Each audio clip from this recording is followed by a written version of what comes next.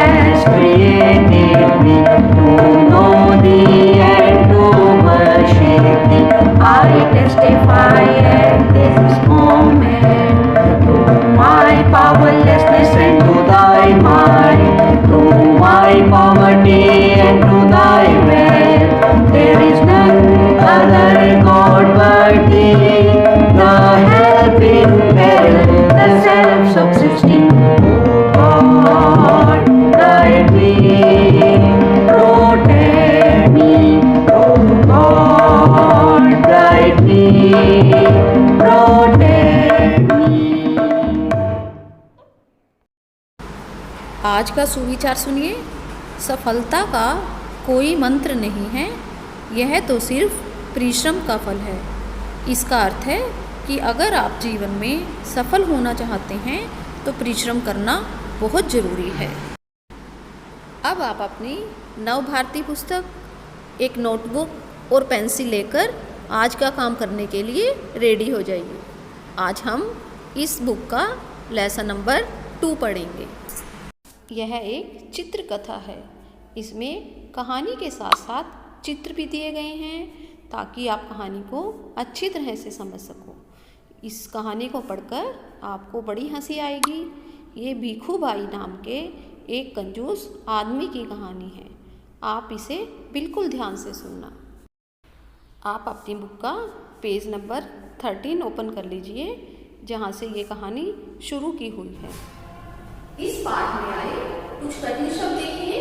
आइए पहले हम इनका उच्चारण करते हैं, उसके बाद आप इनकी रिटन प्रैक्टिस भी कर लेना। सबसे पहले देखिए कंजूस। देखिए कंजूस वो होता है जो अपने पैसे खर्च नहीं करना चाहता, बल्कि हमेशा उन्हें बचाने के बारे में भी सोचता रहता है। कंजूस, नारियल, खर्च, महंगा।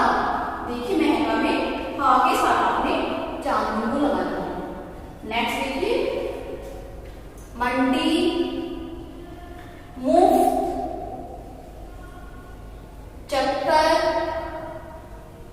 दर्द, धड़ाम। देखिए दर्द में आपने जो दूसरी बात लिखा है उसके ऊपर दर्द, उसके बाद धड़ाम। धड़ाम में आप ड़ के नीचे बिंदु भी लगाएंगे। तो आपने क्या करना है, इन शब्दों की अच्छी तरह से रिटन प्रैक्टिस करनी है और मात्राओं को बिल्कुल ध्यान से लिखना है।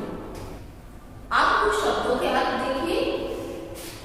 मेहनत, मेहनत का अर्थ होता है परिश्रम, कि बच्चों को सबसे पहला वर्ड देखिए मेहनत। मेहनत का अर्थ है परिश्रम। मेहनत करने वाले लोग हमेशा सफल होते हैं।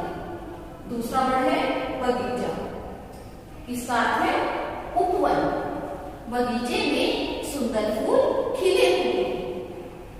मदद, सहायता, हमें हमेशा दूसरों की मदद करनी चाहिए। दाम, दाम शब्द का अर्थ होता है कीमत।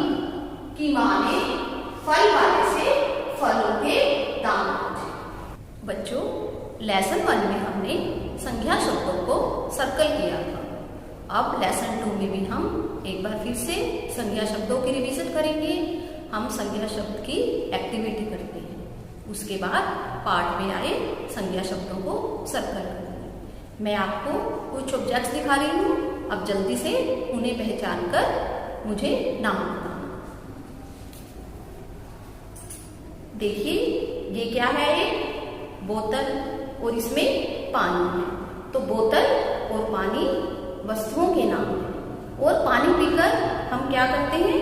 अपनी प्यास बुझाते हैं। और जो प्यास शब्द है वो क्या है? एक भाव है, क्योंकि जो भाव होते हैं उन्हें हम महसूस कर सकते हैं, उन्हें हम देख नहीं सकते। तो बच्चों, बोतल, पानी और प्यास ये तीनों की संज्ञा शब्द है। अब आगे देखिए, ये क्या है? किताब। ये हमारी सुलेख की पुस्तिका है ना, ये किताब है। और जब हम इस पर रिटन प्रैक्टिस करेंगे तो क्या होगा? हमारी लिखावट सुंदर हो जाएगी। तो पुस्तक एक वस्तु का नाम है और जो लिखावट है वो भी एक भाव का नाम है। तो पुस्तक और लिखावट दोनों ही संज्ञा शब्द हैं। अब देखिए, क्या है ये? पपीता। पपीता है ना ये? हाँ। और इसे खाकर हम क्या महसूस करते हैं? मिठास का अनुभव होता है, क्योंकि पपीता खाने में मीठा होता है। तो पपीता और मिठास ये दोनों नाम हैं। मिठास भाव का नाम है और पपीता फल का नाम है। अब देखिए, ये एक फ्लैश कार्ड है नेक्स्ट, और ये परिवार का चित्र है। और परिवार के लोग आपस में प्रेम से रहते हैं। तो परिवार और प्यार, प्रेम ये भाव के नाम है। प्रेम और प्यार भाव है। इस तरह ये सब संज्ञा शब्द है। तो बच्चों देखिए, अभी हमने जिन शब्दों के बारे में बोला है, जैसे पानी, बोतल, प्यास, मिठास, पपीता, परिवार, प्यार, लिखावट, ये सारे संज्ञा शब्द हैं। किसी व्यक्ति, वस्तु, प्राणी, स्थान या भाव के नाम को हम संज्ञा कहते हैं। अब हम बुक पढ़ना शुरू करते हैं। सबसे पहले देखिए, एक थे भीखू भाई जो हद से ज्यादा ही कंजूस थे। कंजूस का मतलब मैंने आपको बताया था कि जो अपने पैसे कहीं भी खर्च नहीं करना चाहता। एक दिन उनका नारियल पानी पीने का मन हुआ। वे सोचने लगे, ओहो, घर में नारियल तो है ही नहीं, अब नारियल लेने के लिए बाजार जाना पड़ेगा। सबसे बड़ी बात, पैसे भी खर्च होंगे, क्या करूं? देखिए, क्योंकि वो कंजूस थे इसलिए वे पैसे नहीं खर्च करना चाहते थे। इसलिए उनको लगा कि नारियल पानी पीने के लिए उन्हें अपने पैसे खर्च करने पड़ेंगे। लेकिन फिर भी वे बाजार की ओर चल दिए। नारियल पीने के लिए भीखू भाई का मन इतना ललचाया कि वे बाजार की ओर निकल पड़े। पता तो चले कि आजकल बाजार में नारियल कितने में बिक रहा है। तो वे पता लगाना चाहते थे कि नारियल का दाम कितना है। अब आगे देखिए, वे कई नारियल वालों से दाम पूछते हुए चलते गए। ए नारियल वाले भाई, यह नारियल कितने में दोगे? बस 2 रुपये में काका। भीखू भाई ने आंखें फैलाकर कहा।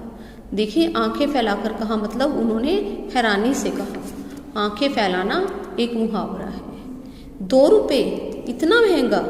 1 रुपये में दे दो। ना जी ना, 2 रुपये सही दाम है, ले लो या छोड़ दो। देखिए इस पेज पर जो मैंने शब्द सर्कल किए हुए हैं वे सारे शब्द संज्ञा हैं। अब नेक्स्ट पेज देखिए। आप भीखू भाई मंडी की ओर चले और मन ही मन सोचने लगे, मंडी में नारियल सस्ता मिलेगा, टहलने का एक मौका है और रुपए भर की बचत भी हो जाएगी। पैसे बचाने के चक्कर में वे मंडी की ओर पैदल ही चल पड़े। भीखू भाई मंडी पहुंचे और बोले, भाई एक नारियल कितने में दोगे? सिर्फ 1 रुपये में काका। तो देखिए मंडी में नारियल का दाम कम था और वहाँ पर नारियल 1 रुपये में मिल रहा था, लेकिन उन्हें नारियल का दाम 1 रुपये भी ज़्यादा लग रहा था। इसलिए वे नारियल वाले से बोले, क्या मैं इतनी दूर से चलकर आया हूँ और तुम 1 रुपया मांग रहे हो? 50 पैसे काफ़ी हैं। तो नारियल वाला कहता है, नहीं काका, 1 रुपये से कम नहीं मिलेगा। अब भीखू भाई और सस्ते के चक्कर में आगे चले गए तो देखा एक आदमी नाव में रखकर नारियल बेच रहा था। नाव मतलब किश्ती। तब फिर वह नारियल का दाम पूछते हैं, भाई एक नारियल कितने में दोगे? 50 पैसे में। अब वहाँ पर उस नारियल का दाम 50 पैसे था। अब आप पेज 15 ओपन कर लीजिए।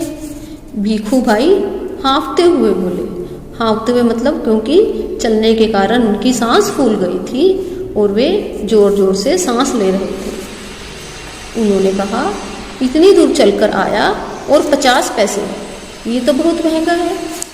तब उसने कहा, नारियल बेचने वाले ने कहा, ये 50 पैसे तो मेरी मेहनत के हैं, इससे सस्ता नारियल तो बगीचे में ही मिलेगा। फिर वे कहाँ चलते हैं? बगीचे की ओर। चलते चलते भीखू भाई के पैरों में दर्द हो रहा था, लेकिन सस्ते के चक्कर में वे बगीचे में जा पहुँचे और माली से बोले, नारियल कितने में दोगे? जितना चाहे पेड़ पर चढ़कर तोड़ लो, एकदम मुफ्त है। क्योंकि बगीचे में बहुत से नारियल लगे हुए थे तो उसने कहा माली ने कि तुम यहाँ पर मुफ्त में ही नारियल ले सकते हो। मुफ्त सुनकर भीखू भाई बहुत खुश हुए और नारियल के पेड़ पर चढ़कर जैसे ही नारियल तोड़ने के लिए हाथ बढ़ाया वैसे ही पैर फिसला और भीखू भाई नारियल पकड़े हुए लटक गए। अब उनके पैर हवा में झूलने लगे। देखिए आप इस चित्र को ध्यान से देखिए। भीखू भाई नारियल को पकड़े हुए पेड़ से लटक रहे हैं, क्योंकि जब वे नारियल तोड़ने के लिए पेड़ पर चढ़े थे तो वहाँ से उनका पैर फिसल गया और उनके हाथ में सिर्फ नारियल आ गया और वे हवा में झूलने लगे। तब वे अपनी मदद के लिए किसी को बुलाने लगे, अरे भाई मदद करो, कोई बचाओ मुझे। तभी वहाँ से एक ऊँट वाला गुजर रहा था। भीखू भाई ने कहा, बचाओ मुझे। तो ऊँट वाले भाई ने कहा, हाँ हाँ, अभी आपकी मदद करता हूँ। मदद का अर्थ होता है सहायता। अब आगे की कहानी सुनिए। ऊँट वाले ने ऊँट की पीठ पर खड़े होकर भीखू भाई के पैरों को पकड़ लिया। उस समय ऊँट को हरी हरी घास दिखाई दी और वह घास खाने के लिए नीचे झुक गया। फिर क्या, ऊँट वाला और भीखू भाई के पैर हवा में झूलने लगे। देखिए जब ऊँट वाला ऊँट के ऊपर चढ़कर भीखू भाई की मदद करना चाहता था तो ऊँट घास खाने के लिए आगे बढ़ गया और वह ऊँट वाला भी हवा में झूलने लगा। अब वे दोनों किसी को मदद के लिए पुकारने लगे। अब भीखू भाई और ऊँट वाले का शोर सुनकर एक घोड़े पर सवार आदमी उनकी मदद के लिए आया। वह घोड़े की पीठ पर चढ़कर खड़ा ही हुआ था कि घोड़ा भी घास के चक्कर में आगे बढ़ गया। देखिए घोड़ा भी घास खाना चाहता था और वह भी उनको छोड़कर आगे बढ़ गया। इस तरह वे तीनों पेड़ पर लटकने लगे। अब तीनों एक के नीचे एक लटके हुए झूलने लगे। घोड़े वाला और ऊँट वाला जोर जोर से चिल्ला रहे थे, काका कस के पकड़े रहना, छोड़ना नहीं, मैं आपको 100 रुपये दूंगा। लेकिन नारियल को छोड़ना नहीं। काका मैं आपको 200 रुपये दूंगा, बस पकड़े रहना। देखिए, क्योंकि वे सब भीखू भाई को पकड़े हुए थे और भीखू भाई के हाथ में नारियल था। अगर भीखू भाई के हाथ से नारियल छूट जाता तो वे सारे ही नीचे गिर जाते। इसलिए वे भीखू भाई को पैसे का लालच देने लगे कि वह नारियल को पकड़े पकड़े वहाँ पर लटका रहे। उसके बाद देखिए, भीखू भाई यह सुनकर फूले ना समाए। फूले ना समाए मतलब बहुत खुश हुए। वे सोचने लगे 100 और 200 यानी 300 रुपये। बाप रे बाप, इतना सारा पैसा। आगे देखिए, खुशी से भीखू भाई ने अपने दोनों हाथ फैलाए और नारियल हाथ से छूट गया। क्योंकि जब उन्हें पैसों का लालच दिया गया तो वे बड़े खुश हुए और खुशी के मारे उनके हाथ से नारियल छूट गया। और नारियल के छूटते ही क्या हुआ, वे तीनों ही जमीन पर गिर गए। तीनों जमीन पर गिरे धड़ाम। भीखू भाई अपने आप को संभाल ही रहे थे कि एक बड़ा सा नारियल उनके सिर पर आ गया, बिल्कुल मुफ्त।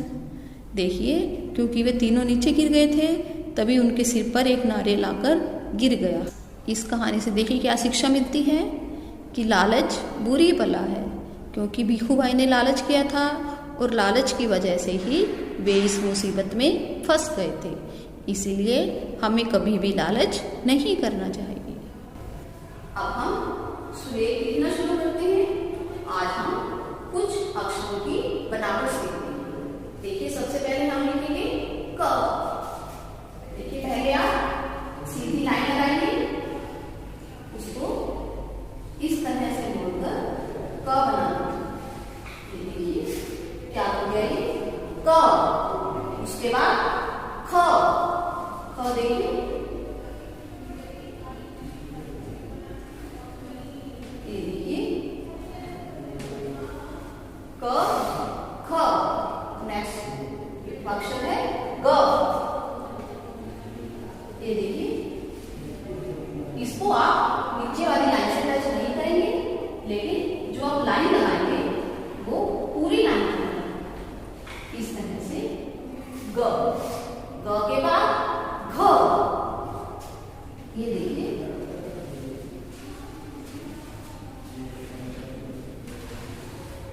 घ लिखते समय भी आप यहाँ पर सर्कल नहीं लगाएंगे और इसके ऊपर आपने पूरी लाइन लगानी है। अगर आपने यहाँ पर छोटा सा सर्कल लगा दिया तो वो घ बन जाता है, लेकिन जो घ से घर लिखते हैं उसको आपने पूरे अक्षर के ऊपर लाइन लगानी है। नेक्स्ट है अण। ये देखिए, न खाली।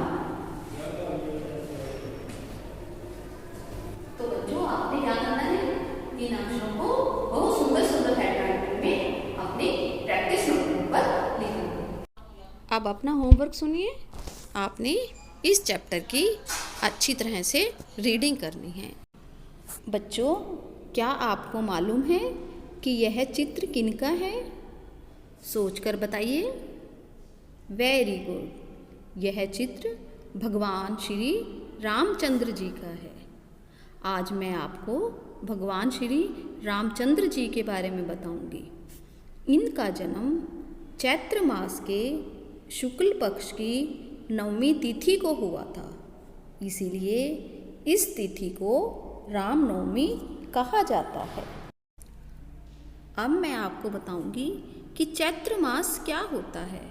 बेटा, जिस प्रकार हम मंथ नेम बोलते हैं, जैसे जनवरी, फरवरी, मार्च, अप्रैल, ये सब इंग्लिश मंथ्स हैं, अंग्रेजी महीने हैं। और चैत्र, बैसाख, ज्येष्ठ, आषाढ़ ये हिंदी महीने हैं। चैत्र एक हिंदी महीने का नाम है। और जिस प्रकार तारीख होती है 1, 2, 3, 4, उसी तरह हिंदी में प्रथमा, द्वितीया, तृतीया आदि ये सब तिथियां होती हैं। तो नवमी एक तिथि है। तो आज चैत्र मास की शुक्ल पक्ष की 9वीं तिथि है, यानी आज रामनवमी है। तो बच्चों आप समझ ही गए होंगे, रामनवमी के दिन श्री राम जी की पूजा की जाती है और जगह जगह भजन कीर्तन व राम कथा का आयोजन होता है। कुछ लोग इस दिन व्रत भी रखते हैं। भगवान श्री रामचंद्र जी ने अपने जीवन में माता पिता की आज्ञा का पालन किया, अपने भाइयों के साथ प्रेम भाव रखा। उन्होंने अपने विनम्र व्यवहार से हमेशा छोटों व बड़ों को सम्मान दिया। उन्होंने अपने जीवन काल में सहनशीलता व धैर्य को अपनाया। तो बच्चों हमें भी अपने जीवन को सफल बनाने के लिए भगवान रामचंद्र जी के जीवन से सीख लेनी चाहिए। आइए बच्चों, अब हम सब मिलकर भगवान श्री राम जी का गुणगान करेंगे। आप भी मेरे साथ साथ गाएंगे। श्री राम जय जय राम, श्री राम जय जय राम, श्री राम जय जय राम, श्री राम जय जय राम। आप सबको मेरी तरफ से रामनवमी की हार्दिक शुभकामनाएं। नेक्स्ट वीडियो में हम इस चैप्टर का बुक वर्क करेंगे। Okay students, thank you.